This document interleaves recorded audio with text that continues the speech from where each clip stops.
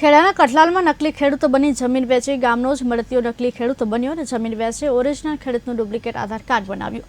જમીન બારોબાર વેચી મારતા રજીસ્ટર કચેરીમાં હલ્લાબોલ થયો છે। 7.5 વીઘા જમીન નકલી ખેડૂત બનીને વેચી ઓરિજિનલ ખેડૂતે સબ રજીસ્ટર કચેરીમાં હલ્લાબોલ કર્યો છે। પોલીસે તપાસનો ધમધમાટ શરૂ કર્યો। ડેમો ઊભા કરે છે બધા લોકોને, જે 3-4 જણા છે ઈસમો એમને એમની રીતે બધા ખોટા આધાર કાર્ડ, ખોટી રીતે બધા એમના ફોટા લગાવ્યા છે। નામ અમારા ફાધરનું લખી દીધું છે બધું, બાલુભાઈ નારાયણ તરીકે, પણ એ 3 જે લોકો છે એ બધા અલગ અલગ નામના છે, બરાબર। જેથી કરીને મારી વિનંતી સાહેબ કે તમે એની પર કોઈ એક્શન લો। દસ્તાવેજ થયો છે કઈ જગ્યાએ થયો છે? દસ્તાવેજ મામલતદાર કચેરીમાં જ થયો છે, સબ રજિસ્ટરમાં જ, કઠલાલ તાલુકાની અંદર સબ રજિસ્ટરની અંદર જ થયો છે।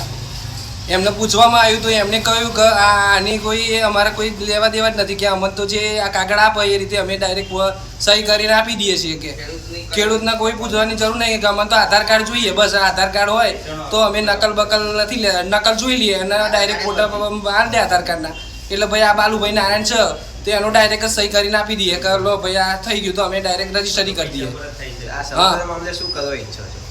બસ સાહેબ અમને આ બધાને એક વખત એમની ગુનો કર્યો છે જે રીતે એમને એ રીતે સજા આપો એમને, બરાબર, એમને ભારે સજા આપો જેથી રજૂઆત છે ખેડૂતની।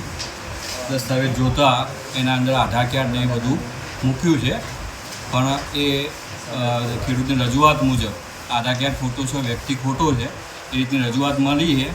એટલે જુઓ ને, આ જે રજૂઆતના આધારે અમે અમારા